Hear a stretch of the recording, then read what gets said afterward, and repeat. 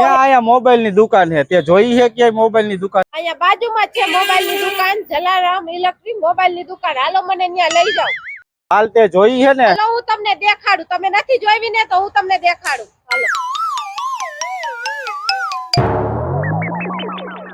Mobile ની દુકાન આવી ગઈ છે.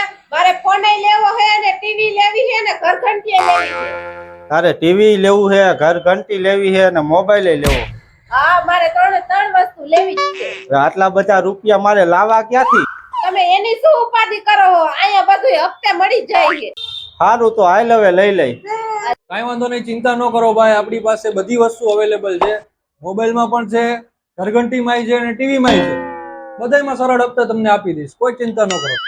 હપ્તે તો દ્યો હો, પણ ભાવમાં તો વ્યાજબી છે કે નથી? કાંઈ વાંધો નહીં ભાઈ, આપણે ભાવમાં છે A to Z વસ્તુ. ટીવીમાં ખાલી ને ખાલી 32 ઇંચમાં હું તમને 6,500 માં આપી દઈશ.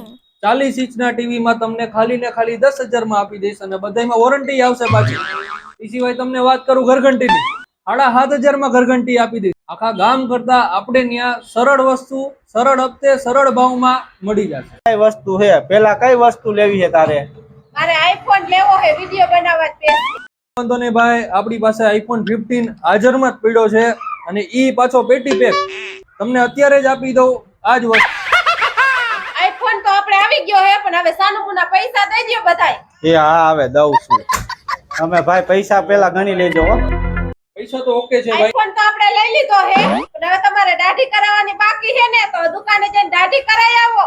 હવે શું દાઢી કરાવે? હતા એટલા પૈસા તો વયા ગયા ફોન માં. હવે તો દાઢી તો મોટી થઈ ગઈ છે.